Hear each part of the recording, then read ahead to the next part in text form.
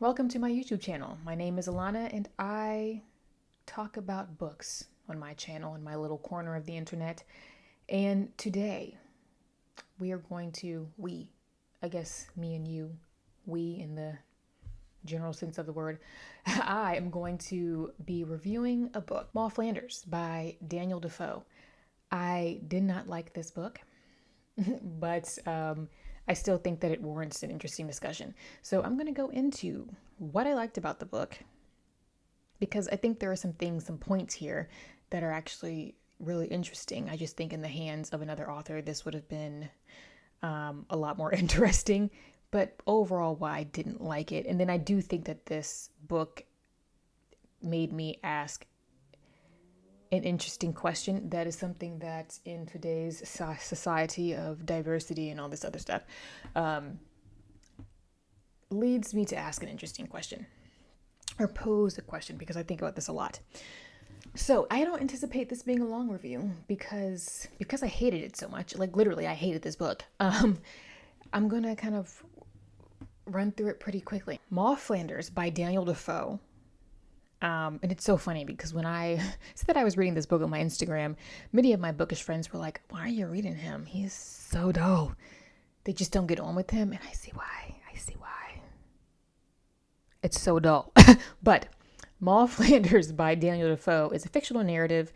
Moll Flanders is the name that our narrator has chosen for herself to cover up her true identity and the identities of those that she is acquainted with in this novel.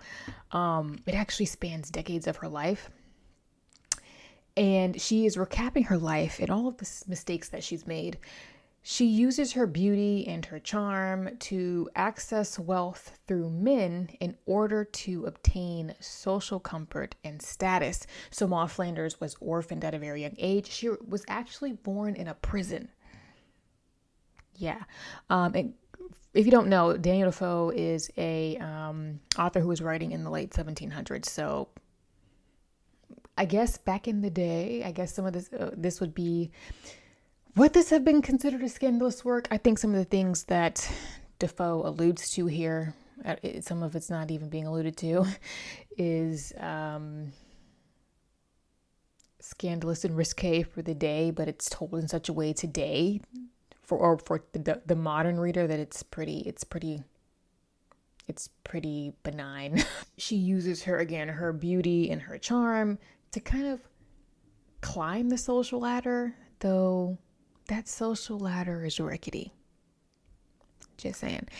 And so as she's recounting this lifetime of unfortunate events, and she gets into things like thievery, incest, infidelity, etc., that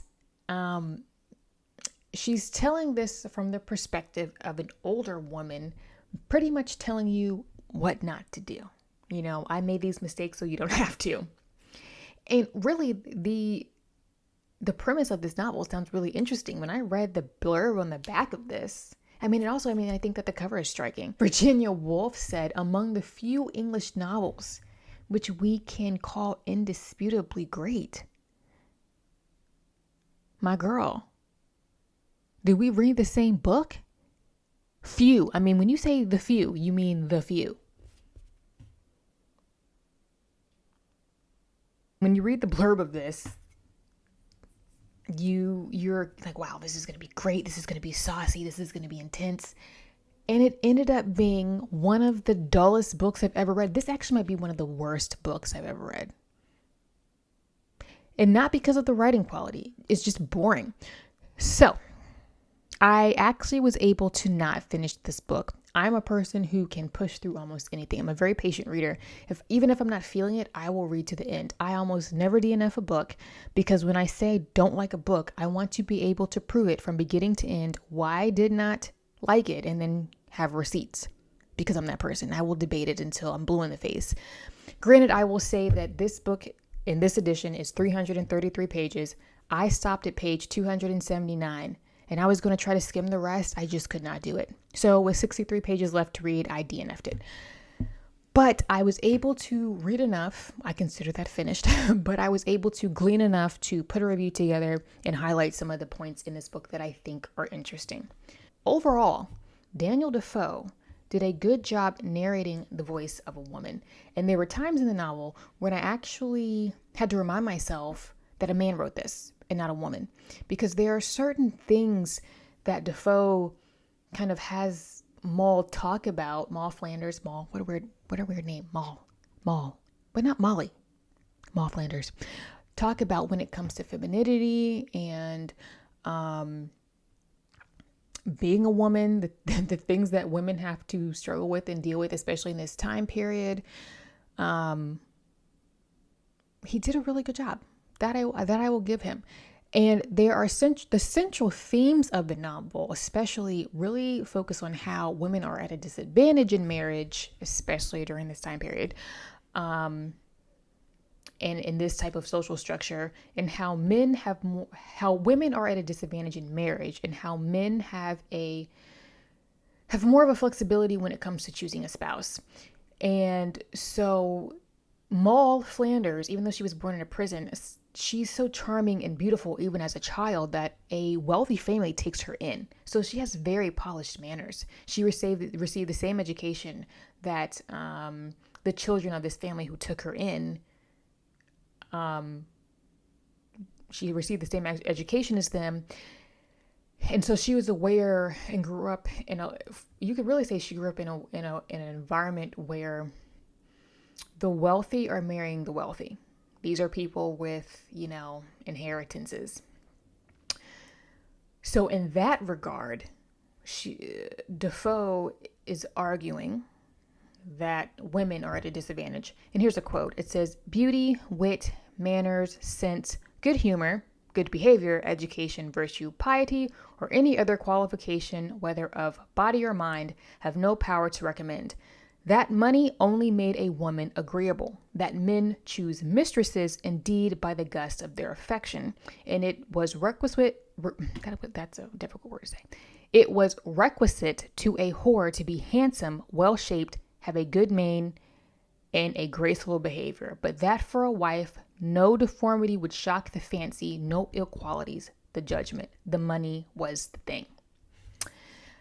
And then Defoe then goes on to highlight how women like Moll Flanders, who in a lot of ways have been dealt the short end of the stick in life. She is orphaned. She's really had to fend for herself and figure out ways how to defend for herself, because there are circumstances in her life that happen that are outside of her control, even outside of the shady decisions that she makes. So because of this difficult hand that these women have been dealt in life, they have to either rely on advantageous marriages or sex as a means to survive, whether they want to do this or not. So again, our narrator, Moll Flanders, is narrating all of these escapades that she's had, but she's resorting to criminal activities to put food on the table, to clothe herself. She has children, but she's still highlighting throughout the novel that she's not advocating for this life. And I have another quote here. Yes, actually I have two back to back. So the first one is, "We ought to be cautious of gratifying our inclinations and loose and lewd freedoms, lest we find our resolutions of virtue fail us in the juncture when their assistance should be most necessary. It is true, and I have confessed it before, that from the first hour I began to converse with him, I resolved to let him lie with me if he offered it, but it was because I wanted his help and assistance, and I knew no other way of securing him than that." And then we have another quote here. Again, Moll is narrating this whole time. So, "Prompted by that worst of devils, poverty, returned to the vile practice and made the advantage of what they call a handsome face be the relief of my necessities and beauty be a pimp to vice." So again, she's just in these situations where she's like, I have nothing else going for me right now other than my good looks and charm. I need to survive, so I will do whatever it takes to get these men attached to me so I can live. Even when she's in the midst of these behaviors, she's knowing what she's doing is wrong. The first half of this novel was the strongest.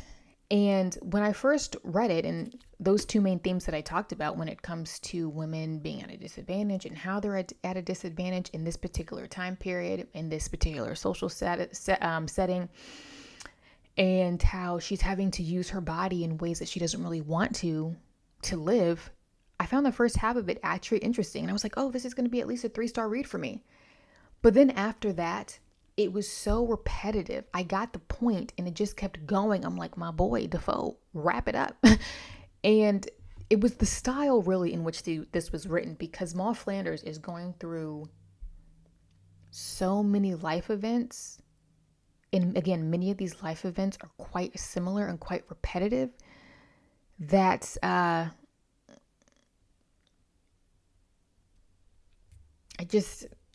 it was boring. And so I'll go into why I didn't like it, and then I'm going to conclude with the question that I think this book maybe an interesting question that this book poses. I hated this book. Hated. This book is one giant monologue. I am not kidding. There is very little dialogue. There is dialogue, but it's mainly narration from Moll Flanders' first person perspective. And this book also has no chapters and it has no page breaks. So it goes on and on and on with no breaks or spaces for the reader to kind of breathe between some of these events, or just to kind of pause for a bit, that it just drones on and on and on. And like I said, I am a very patient reader. I can sit down and read a 1,000 page novel where Dickens is describing, what a chair looks like for 2 pages, and be okay. This is just, the premise of this novel is really fascinating, especially for the time period that it was written in, but it's the execution. I just don't think that Daniel Defoe's writing is for me. And I've heard a lot of readers say that they don't like his writing. They're bored with him. I think that if a Victorian author, not even a Victorian, there are probably other Regency authors who could have taken something like this and made it more fascinating. Maybe an Anne Radcliffe, if I were to pick another Regency author, not having read anything by Anne Radcliffe yet. I'm just thinking, I don't know. I think that George Eliot, who is the author of Middlemarch, who actually led a very interesting lifestyle. I think that George Eliot could have written something like this and it would have been really, really good. I just think that Defoe is not for me. I will say that Moll Flanders made me think of a historical fiction that was written in the 1940s. I haven't read this. I've had it kind of in my periphery for several years, called Forever Amber by Kathleen Winsor. And it's a historical fiction / romance. And the main character, Amber, again, uses her beauty and charm to move through society. And I'm curious if Winsor has read, I don't think she's living anymore, if she read this book and maybe that inspired her to write Forever Amber. I think the only difference is in Forever Amber, the character doesn't really change. She just kind of sticks with her toxic ways. And in this book, Moll Flanders is talking from the perspective of, I made a lot of mistakes. Don't do this. She's also quite a religious woman by the time that she's writing this. And she's really kind of sharing her story as a means of how people can be redeemed even from some of the most ridiculous things can be redeemed out of some of the most ridiculous things that they've done. So that's probably one difference, but I'd still be curious to know if Kathleen Winsor was inspired by this book. I plan to read Forever Amber at some point in my life. It's not a priority right now. Overall, this was a huge disappointment for me. It was a fail. Like I said, I hated it. The themes that Daniel Defoe poses are interesting. The execution. Now, one question that I'm going to pose to you, and it's a question that I asked myself while reading this, and it's a question that I've asked myself even before this book, but this is a man writing the voice of a woman. And I think he did a good job. Like I said, I had to remind myself that this is a man writing the voice of a woman from her perspective, and it's very convincing. We do, how am I going to word this? Because people are so sensitive these days. They read between the lines too much, and half the time it ain't that deep. We live in a society where maybe now more than ever, correct me if I'm wrong, people are focusing on own voice narratives and promoting own voice narratives. Read more BIPOC authors, read diversely, which I will say that reading diversely for you is not reading diversely for me. You can't tell somebody else how to read diversely because maybe a person reads only, female women of color, and for them reading diversely means reading dead white guys, just saying, or vice versa. All of that to say, can a person authentically write the story or a narrative of another demographic? For me, that's a rhetorical question. I would say yes. If you take out the characteristics of a human being and you look at the work, does the work stand for itself? If you can tell by the way that a piece was written, if the intent was good or bad, that author successfully did what they set out to do. If an author does the necessary work to be as accurate as possible, that's it. Now, don't get me wrong. People should be able to tell their own stories. Okay? When you read something like Pachinko, for example, the author, because she is Korean, she is going to be able to write this from a perspective that I would never be able to write it from, because I am not of her culture, her background, her family, etc. But if another author or writer were to take a similar story and write something similar, but they did the research and they did what they needed to do to authentically and genuinely capture the essence of what is to be portrayed, what's wrong with that? I think we get so sensitive and, how dare somebody who's outside of this culture write about this culture? I've seen that on the internet and people go irate about it. I'm like, yo, calm down. It ain't that deep. It's not that deep. Look at the intent. I think that's all that really matters. This is a ramble. I think it's a bit of a ramble. Diana Gabaldon actually I saw in an interview recently, because her 9th novel came out not too long ago. And if you don't know, I don't really consider this much of a spoiler, but Diana Gabaldon is American. And many cultures and languages actually appear in her books. Even though I haven't read some of these books yet, I know that Native Americans pop up. There are Caribbean characters who are of Afro-Indian descent. Some of them probably Afro-Indian, African descent, etc. So I do know that with her Native American characters, I think the Mohawk tribe is most represented in some of her novels. And so she consulted Mohawk elders. I believe it was Mohawk, not Mohegan. Mohawk. She consulted Mohawk elders to make sure that the language, when she pulled words from the Mohawk language, were accurately used. And she said even doing all of that, she received criticism from other Mohawk natives saying that she was wrong for that and all this other stuff. She was like, even within a one demographic, you cannot please everybody. She was like, but my intent was good. I did what I had to do to accurately portray the language, portray the cultures as much as I could in this particular novel or in these particular novels.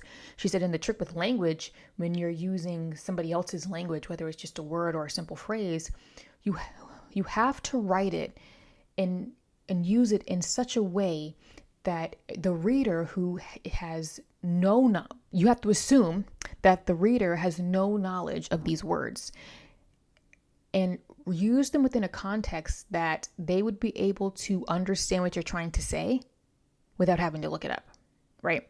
So that was a ramble. That's just a question I'm posing. Can an author authentically write about somebody else's experience? I'm going to say yes. I would love to hear your comments about, or your response to a question like that. I am going to wrap this up. Moll Flanders by Daniel Defoe. Overall, I gave it a 1 out of 5. I hated it. I will not keep it in my library. And by library, I just mean the collection of books that I have that are scattered throughout the house. One day I hope to have a room that is nothing but books. But it was a 1 out of 5. Currently, to date, it is my most hated book that I've ever read. Have you read Moll Flanders or anything else by Daniel Defoe? And did you just get on with his writing or not? To me, that's the common theme with Daniel Defoe. People either like his writing or they don't. And from the people I've encountered, they've all hated. Not all, but overall, they either thought the book was just okay, or I know a couple people who really enjoyed it. And one person in particular I know who really enjoyed it. And I get why. She loved that this was a redemption story and that this woman,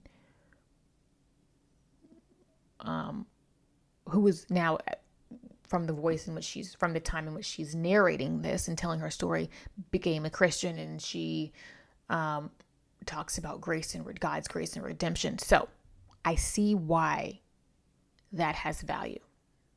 I just didn't like the execution. That is all I'm going to say. I'm going to wrap this up, and thank you for watching this video.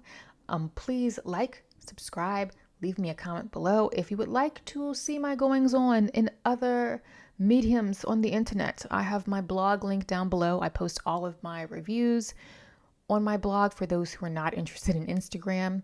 And my blog gets updated definitely behind Instagram. I don't always update them in a parallel way. English, again, evades me. But I update it when I can.